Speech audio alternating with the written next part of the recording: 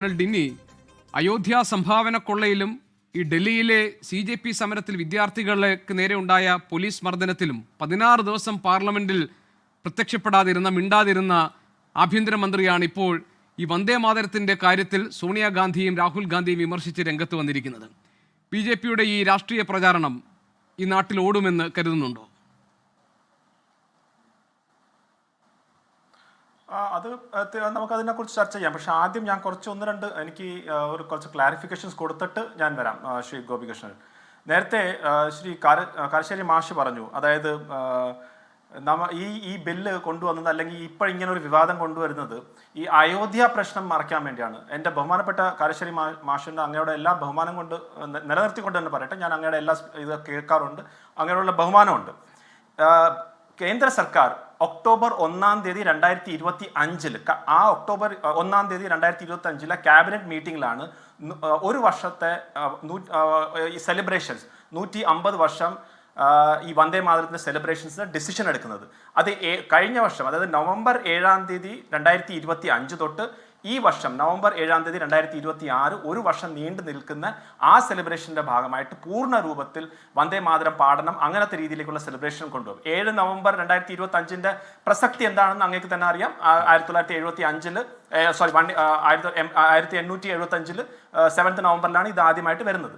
അപ്പം അങ്ങ് തന്നെ ഇത്രയും അനാലിസിസ് ഒക്കെ ചെയ്യുന്ന ഒരു വ്യക്തിക്ക് പോലും അത് എങ്ങനെ പറയാൻ സാധിച്ചു എന്നുള്ളത് ഞാൻ പ്രേക്ഷകരിലേക്ക് വിടുകയാണ്.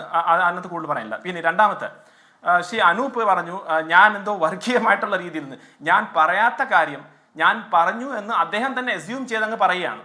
ശ്രീ അനൂപ്, ഞാൻ ഒന്ന് അങ്ങേരടുത്തും ഉള്ള ബഹുമാനം നിലനിർത്തിക്കൊണ്ട് പറയട്ടെ, ഞാൻ ഒരു കാരണവശാലും ഒരു രീതിയിലും പറഞ്ഞില്ല. ഞാൻ പറഞ്ഞ എന്താണ്, ഇതൊരു മുസ്ലിം ഹിന്ദു പ്രശ്നമേ അല്ല. ഹിന്ദു മുസ്ലിം പ്രശ്നം ആക്കാനുള്ള ശ്രമമാണ് ഇവിടെ നടത്തുന്നത്. മുസ്ലിം പ്രശ്നമാണെങ്കിൽ എന്തുകൊണ്ട് കശ്മീരിൽ ഈ ഒരു പ്രശ്നം വന്നില്ല? എന്തുകൊണ്ട് കർണാടകയിൽ വരുന്നില്ല? കർണാടകയിലും തെലങ്കാനയിലും ഹിമാചലിലും അങ്ങയുടെ കോൺഗ്രസ് ഭരിക്കുന്ന സംസ്ഥാനങ്ങളിൽ അവിടെ മുസ്ലിങ്ങളില്ലേ? അവിടെ മുസ്ലിങ്ങളുണ്ടല്ലോ. അതെന്തോ അവിടെ കുറഞ്ഞ മുസ്ലിങ്ങളാണോ, അത് ഇവിടുത്തെ കൂടിയ മുസ്ലിങ്ങളാണോ? അപ്പൊ അങ്ങനെ ഒരു ഹിന്ദു മുസ്ലിം വിഷയം ആക്കേണ്ടത് കോൺഗ്രസിന്റെ താല്പര്യമാണ്. അതുകൊണ്ടാണ് ഞാൻ പറഞ്ഞത്. അത് എന്തുകൊണ്ടാണ് ചെയ്യുന്നത്? ഇവിടെ പ്രത്യേക രീതിയിലുള്ള ഒരു കൺട്രോൾ ഈ മുസ്ലിം അതാണ് ഞങ്ങളുടെ ചോദ്യം. അല്ലാതെ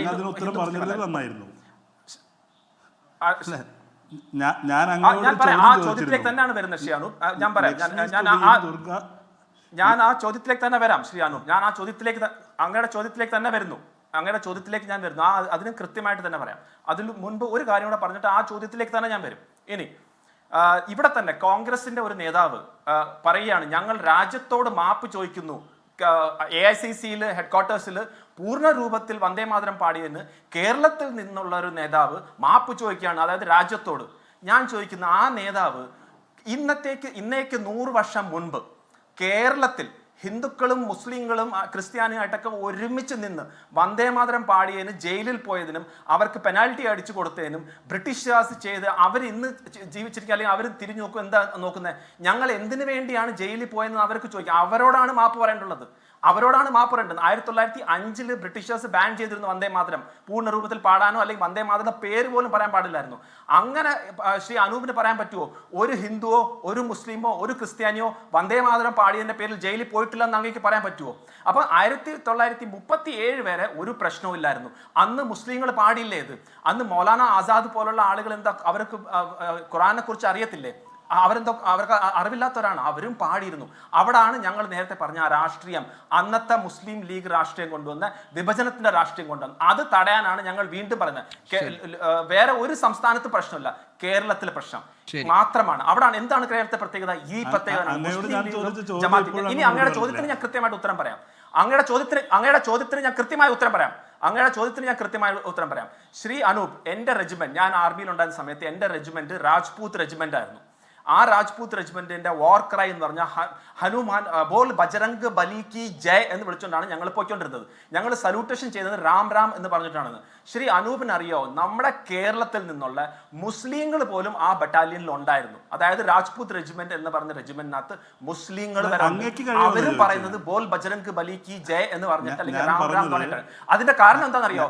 അതിന്റെ കാരണം ഇത് നമ്മുടെ സംസ്കാരമാണ്. അതായത് ഹിന്ദു എന്ന് പറയുന്നത് ഒരു മതമല്ല.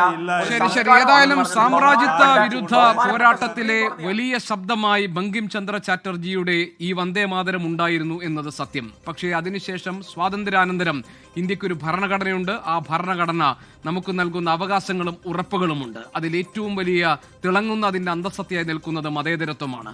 അതിന് പോറലേൽക്കുന്ന, അതിന് വിള്ളലേൽക്കുന്ന ഒരു നിർബന്ധത്തിനും ഈ രാജ്യത്ത് ആരും വഴങ്ങേണ്ടതില്ല എന്നതിന് ഈ സുപ്രീം കോടതി വിധികൾ സാക്ഷ്യവുമാണ്. അവിടെയാണ് വന്ദേമാതരത്തിന്റെ പേരിലുള്ള ഈ തർക്കം നമ്മുടെ നാട്ടിൽ നിലനിൽക്കുന്നത്. അത് തിരിച്ചറിയാനുള്ള വിവേകശക്തി നാട്ടിലെ ജനങ്ങൾക്കുണ്ടാകും.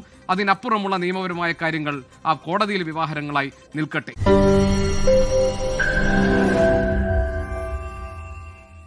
ലോകത്തെവിടെയായാലും ഏത് സമയത്തും 24 വാർത്തകളും ഓഗ്മെന്റഡ് റിയാലിറ്റി പാക്കേജുകളും എക്സ്പ്ലെയിനറുകളും വിശദമായി കാണാൻ ഞങ്ങളുടെ യൂട്യൂബ് ചാനൽ നിങ്ങൾക്ക് സബ്സ്ക്രൈബ് ചെയ്യാം.